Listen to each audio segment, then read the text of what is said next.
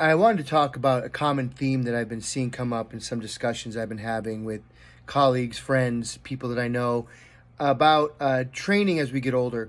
And I was talking with someone not long ago, and they were saying every time they come back in and start training, they just end up tweaking something or hurting something, no matter what they do. And they start losing motivation along the way. And if you haven't been training for a really long time, it can get really discouraging because you start to feel stiffer and stiffer and crappier that you can't even think about moving more, trying to exercise hard when it just hurts to get out of bed some days. And it doesn't have to be that way. That's the thing we need to realize. There's a smart way to start training again and get back on track with your body. And this is whether you have a base in training or if you've never trained before.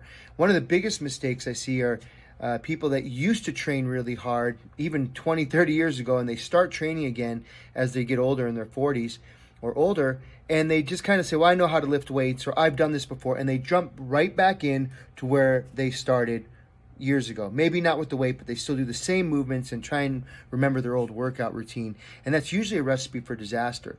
Our movement has changed, our bodies have changed, and you need to account for that.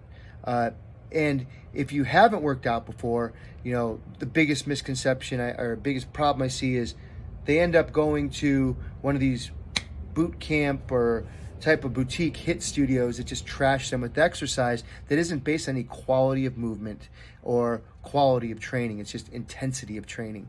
And there's a big difference between quality of movement and quality training versus just high intensity.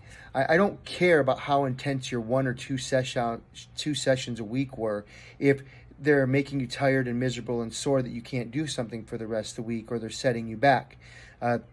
Versus someone who's training at a moderate intensity 5 or 6 days a week, they can keep going. Our training should really build our batteries up, not deplete our batteries and leave us in a mess every single training session. All right, that's an important thing. I was just watching an interview with Mike Tyson, who's getting ready for a fight at 55 years old, and they were asking about this clip he did when he was just hitting the bags and how impressive it was. And he joked about it, and he said, yeah, that clip, I hadn't hit the bag in years, and he looked amazing. He could do it. But he said, I couldn't walk for a week. I had sciatic pain. I was a wreck after a week after that because I just jumped back into what I used to do. And now he talked about his approach of getting back into it and how slowly he took his training again to build back up to where he was.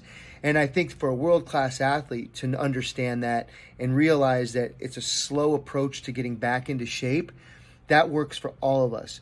So I want to encourage everyone to understand that if you've been out of the game for a while and you're getting back into it, that you really need to have a different mindset around training and understanding, like, set that goal, but understand you want to really set some steps to get there and moving better, building a base of strength and conditioning to get there, not just jumping into any high intensity program that you can find with that. That's the way that's going to win you success down the road and be in the game longer than fizzling out all the time with high intensity.